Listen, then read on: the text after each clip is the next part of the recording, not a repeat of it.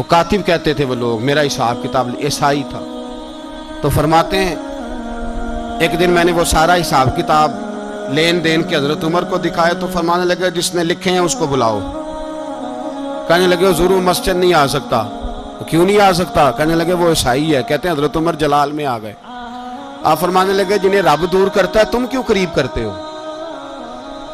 جنہیں اللہ دور کرتا ہے. فرمایا تم غیروں کو اگر عہدے دو گے تو اپنوں کا کیا بنے گا؟ اگر تم غیروں کو عہدے دو گے تو اپنوں کا. یہ سوچ ہے جو آج برما کے مسلمانوں کے لیے بھی ضروری ہے. کہا اگر تم غیروں کو عہدے دو گے تو اپنوں کا. ہم نے غیروں کو عہدے دیے تو دیکھا نا اپنے کس طرح کاٹے جا رہے ہیں. غیروں کو جو عہدے دے دیے جرانے سارے غیروں سے. روز دعویٰ ہوتا ہے چین ہمارا سجن ہے، چین ہمارا دوست ہے. او بھائی دوست ہے تو اس سے کہو نا کہ برما تو تمہاری ایک چھوٹی سی ریاست ہے، چین کے بغیر تو وہ سانس بھی نہیں لے سکتا. اس کو کہو نا اس حکومت پہ دباؤ ڈالے. لیکن ہم لوگوں نے غیروں کو عہدے دیے تو اپنے پس گئے. حضرت عمر کہتے تھے ذمی کا ہم ادب کریں گے. ذمی کافر کا ہم، ایسا کافر جو مسلمان ریاست کو قبول کرے، بدامنی نہ پھیلائے. ایک آدمی کو آپ نے دیکھا آنکھوں سے نابینا ہے اور بھیک مانگ رہا ہے. تو حضرت عمر کو نظر آ گیا. فرمایا کون ہو؟ اس نے کہا میں یہودی ہوں. فرمایا بھیک کیوں مانگتے ہو؟ کہا جب تک تندرست تھا مسلمانوں کو جزیہ دیتا تھا، بوڑھا ہو گیا ہوں کیا کروں. حضرت عمر نے گھوڑے کی پشت پہ بٹھایا کافر کو، گھوڑے کی پشت پہ بٹھایا اور بٹھا کے مدینے لائے. حضرت علی شیر خدا وزیر خزانہ تھے. فرمایا علی اس کا وظیفہ جاری کرو. کہا یہ کون ہے؟ فرمایا یہ یہودی ہے لیکن یہ ہمیں جزیہ دیتا رہا، بوڑھا ہو گیا بیچارہ، بھیک مانگنے پہ مجبور ہے، ہماری حکومت کے اندر رہتا ہے، اس کا پورا وظیفہ جتنا خرچہ اتنا وظیفہ لگاؤ. حضرت علی کہتے ہیں میں وظیفہ لگا رہا تھا اور وہ میرے نبی کا کلمہ پڑھ رہا تھا، وہ رسول اللہ کا کلمہ پڑھ رہا تھا. یہ مزاج، یہ نہیں کہ کافر. حضرت عمر نے گورنروں کو خط لکھے تھے کہ زبردستی کسی کو مسلمان نہیں کرنا، جہاں ان کی عبادت گاہیں بنی ہو گرانی نہیں، کوئی مندر کوئی گرجا ضائع نہیں کرنا. اسلام سب کو جینے کا موقع دیتا ہے، پر بے ایمانو ظالموں بدذاتو تمہیں یہ کہتا ہے کہ ہم تمہیں جینے کا موقع دیتے، تم بھی مسلمانوں کو جینے کا موقع دو. یہ جہاں بستے ہیں جہاں رہتے ہیں انہیں وہاں جینے کا موقع دو، انہیں بھی اللہ اکبر کہنے کا موقع دو، انہیں بھی قرآن پڑھنے کا موقع دو، انہیں بھی رسول اللہ پر درود پڑھنے کا موقع دو. ہمارے ملک میں عیسائی اپنی مرضی سے کھلے عام تبلیغ کرتے ہیں. یہاں تو چینل چلائے ہیں عیسائیوں نے. کسی مذہبی جماعت نے کبھی جلوس نکالا ہے کہ عیسائیوں کا چینل بند کرو؟ بولے نکلا ہے کہ نہیں نکلا؟ کتنے ظلم کی بات ہے. ہم جب غیر کو اتنا تحفظ دیتے ہیں، اتنا تحفظ دیتے ہیں. ہم نے دیکھا ہے، مجھے بیسیوں لوگوں نے عید پہ ٹیلی فون کیے کہ عیسائیوں کو قربانی کا گوشت دے لیں. مجبور ہیں جی، دروازے پہ آ گئے ہیں، ہمارے کام کاج کرتے ہیں. بیسیوں لوگ، عام آدمی کے دل میں ان کا اتنا جذبہ ہے. وہ مسائل کا بیان کرنا ایک علیحدہ بات، لیکن ہمارے دل کافر کے حق میں بھی نرم ہو جاتے ہیں. تم کس قدر زیادہ بے ایمان ہو اور کفر کس قدر زیادہ ذلیل ہو گیا ہے کہ مسلمان کے حق میں نرم ہوتا ہی نہیں. اور اس سے بڑے ذلیل وہ ہیں جو ان ذلیلوں کے سپورٹر ہیں. وہ کسی عرب ملک کے حکمران ہو یا کسی اور جگہ کے، وہ بڑے ذلیل ہیں جو ان ذلیلوں کے سپورٹر ہیں، جو برما کی بچیوں کے قتل پر اپنی حکومتیں چمکا رہے ہیں. انہیں شرم نہیں آتی. اس قدر مسلمان تڑپا ہے لیکن ان بے غیرتوں کو ذرا ہوش نہیں آئی. اور یہ ان کے کماش، ان کے دلال جو ہر جگہ ان کی سپورٹ کر کے اپنی حکومتیں قائم کرتے ہیں، بے ایمانوں کو پتہ نہیں کہ کب ان پر اللہ کا عذاب اترے گا اور کس طرح ان کے پرخشے اڑیں گے. تمہیں اپنی ذلت اور رسوائی نظر نہیں آ رہی کہ زمین کس طرح تمہارے لیے تنگ ہو گئی ہے؟ اس سے زیادہ اور تمہاری رسوائی کیا ہوگی؟ ڈرو اللہ سے. اور یہ تو دنیا کا عذاب ہے. ان بطش ربک لشدید. میرا رب کہتا ہے قیامت تو قائم ہونے دے. اتنا سخت تیرے رب کی پکڑ ہے، اتنی کسی دوسرے کی ہو سکتی؟ یاد رکھیں اور تھوڑا احتیاط کریں. ہم سب لوگ بھی، جو ہم لوگ آدھی زبان بول کے بھی ان کی سپورٹ کرتے ہیں، اب شرم آنی چاہیے ہمیں ان حکومتوں کی سپورٹ کرتے جو مسلمانوں کی لاشوں کے اوپر حکومتیں قائم کرتے ہیں. شرم آنی چاہیے. بہرحال بات دور نکل جائے گی اور میں اپنے مضمون پہ رہتا ہوں. اہل بیت کا پیار اگر سکھایا ہے تو جناب عمر نے سکھایا ہے رضی اللہ تعالی عنہ. امام حسن ملنے، آپ یقین کریں میں جب اس واقعہ کو پڑھتا ہوں تو میرا دل جھوم جاتا ہے. میں کہتا ہوں یار ڈاٹا ہونا اپنی جگہ پہ، عشق ہونا اپنی جگہ پہ. इंसान का बावकार होना अपनी जगह, जहां खड़े होना था वहां ये खड़े होते थे, और जहां झुकना था वहां ये इन लोगों में इकबाल ने कहा था, तेरी निगाह नाज से दोनों मुराद पा गए। अकले की याबो जुस्तजू इश्के हुजूरो इस तरह, जहां अगर आया है सामने कैसरो किसरा तो उमर जैसा दलेर कोई नहीं, अगर सामने आया ईरान का बादशाह तो उमर जैसा तगड़ा कोई नहीं, अगर आया है सामने गुस्सान का बादशाह तो उमर जैसा आदिल कोई नहीं। लेकिन अगर अली का बेटा आया है, अगर फातिमा के लाल पारे आए हैं, तो फिर फारूक आजम से जैसा मुहिब कोई नहीं, फिर उनसे जैसा प्यार करने वाला कोई नहीं।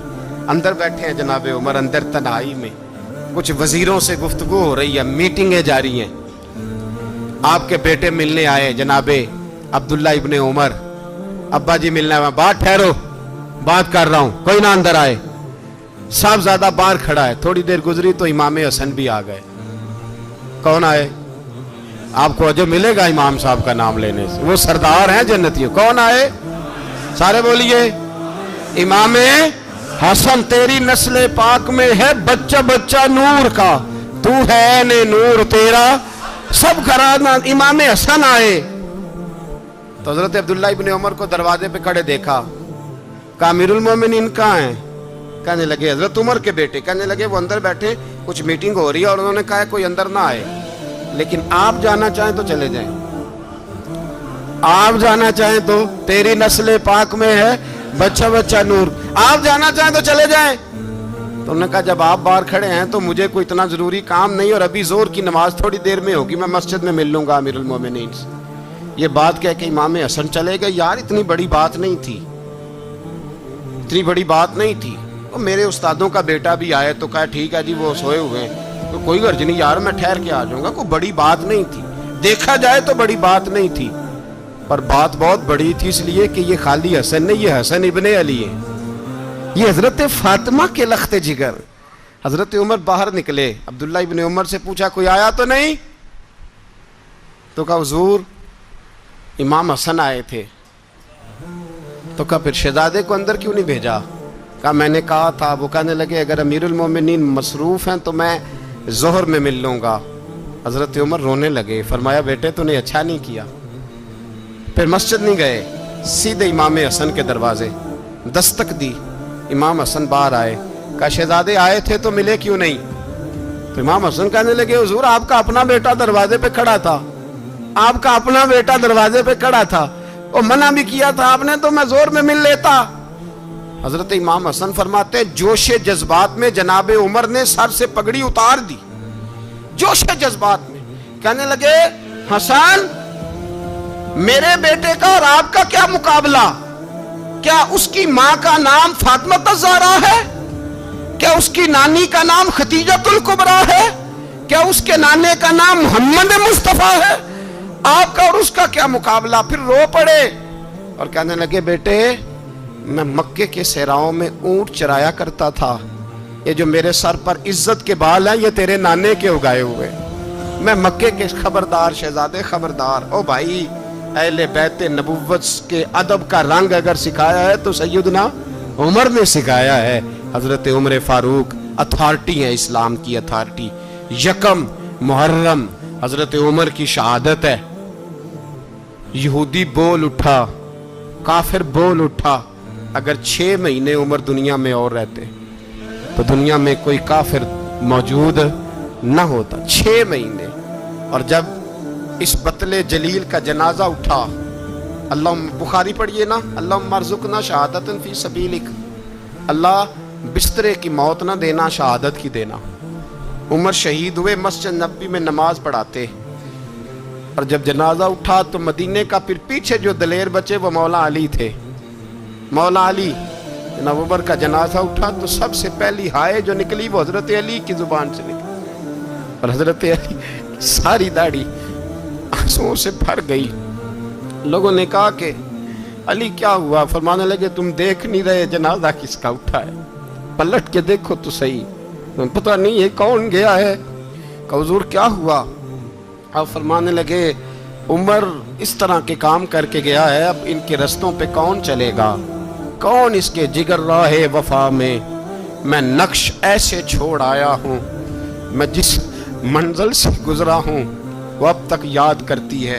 حضرت علی حضرت عمر کے جنازے پہ کھڑے ہو کے کہتے ہیں اللہ مجھے اس طرح کے عمل کرنے کی توفیق دے جس طرح کی عمر کر کے گیا۔ میرے بھائی بطل عزیز، بطل حریت حضرت عمر رضی اللہ تعالیٰ عنہ جو اپنی زندگی انقلاب والی گزار کے گئے۔ عمر جب دنیا سے گئے تو 80 دینار کا قرضہ تھا، 22 لاکھ مربع میل کا حکمران، اور اپنے بیٹے سے کہنے لگے بیٹے کوشش کرنا تیرے خاندان والے مل کے میرا قرضہ اتار دے، میری قبر پہ بوجھ نہ رہے، اور اگر خاندان والے مدد نہ کریں تو میرے دوستوں سے بات کرنا، وہ مدد نہ کریں تو پھر علی سے بات کرنا۔ ان کا پیار آپس میں اتنا اور تو اختلاف ثابت کر رہا ہے۔ 80 دینار کا قرضہ چھوڑ کر حضرت عمر دنیا سے گئے اور جاتی دفعہ کہہ گئے میرے بعد میرے بچوں کو حکومت کے مشورے میں بھی شامل نہ کرنا، حکومت کے مشورے میں بھی میری اولاد شامل نہ ہو۔ اتنا بڑا شخص اتنا بڑا رنگ دے کے یکم محرم کو جب عمر فاروق کا وصال ہوا تو بیٹے سے کہنے لگے اماں عائشہ سے جا کے کہو میرا بھی نبی پاک کے روضے میں دفن ہونے کو دل کرتا ہے۔